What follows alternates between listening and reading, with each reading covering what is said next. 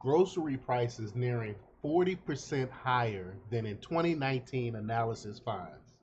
Wow. I mean, everyone that, if you ever walked into the grocery store recently, know how expensive everything is. But man, to find out that it's actually 40% is just ridiculous. And this is what we get with Bidenomics. This is what we get with these leftist policies, literally destroying our way of life.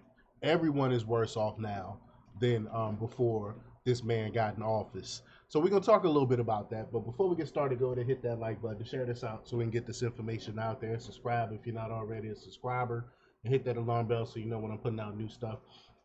Also, check out my link tree in the description. It has a link to my Patreon. That's where I talk about things I can't talk about here. There's also a link to my Instagram and my merch store. Also, check out jjthepsychotherapist.com for news as well.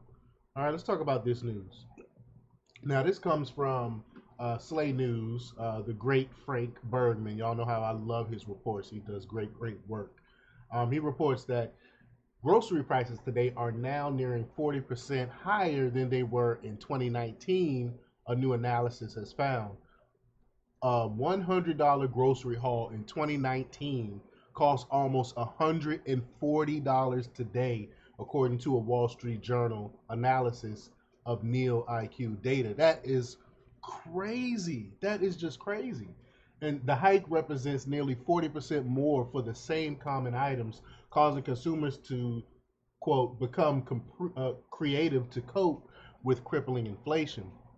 According to the analysis of the prices of everyday foods such as meat, vegetables, starches, and snacks, Americans are facing a dramatic increase across all categories. And that's everything. Everything is more expensive. I can't find anything that's cheaper.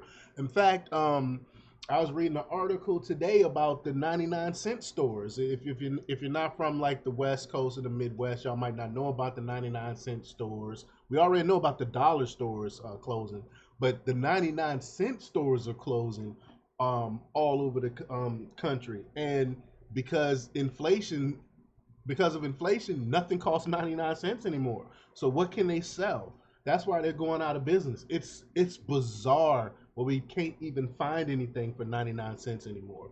But I digress. But quote, a Benjamin just isn't what it used to be. The journal's Stephanie Stam and Jesse Newman wrote. The report includes graphs showing that the average $100 grocery list now costs 36.5% more compared to 5 years ago. The analysis found that in order to spend the same amount on food as they did in 2019, shoppers would have to place almost $37 worth of items back on the shelves before checking out. Wow.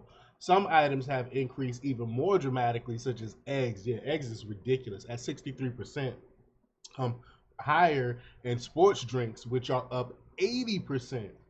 So, I mean, that's just wild. I didn't even know that. 80% for sports drinks. Prices increased by 1% from February 2023 to February 2024. However, the most dramatic jump took place from 2022 to 2023 with a whopping 10.2% surge. Quote, executives have said that higher prices were needed to offset their own rising costs of ingredients, transportation, and labor, the report stated. Quote, some U.S. lawmakers and the Biden administration have criticized food companies for using tactics such as shrinkflation, in which companies shrink their product but not their prices. I mean, they have to cut back on something. And either they're going to raise the price or they're not going to give you as much. I mean, that's of course. Unless you want to pay more, that's the only other option. That's the only other way to make it work. But consumers have. Hold on, before I read the rest of this, I don't understand how Biden could put it on these companies. What's going on? It's not the company's fault that everything is more expensive, so they have to charge more. It's your fault that everything is more expensive and they have to charge more. But he's putting it on them. Whatever happened to the buck stopping at the White House? You don't even hear that anymore. He blames everyone else except himself. But the article goes on to say consumers have been forced to quote become creative to cope with the stretch of record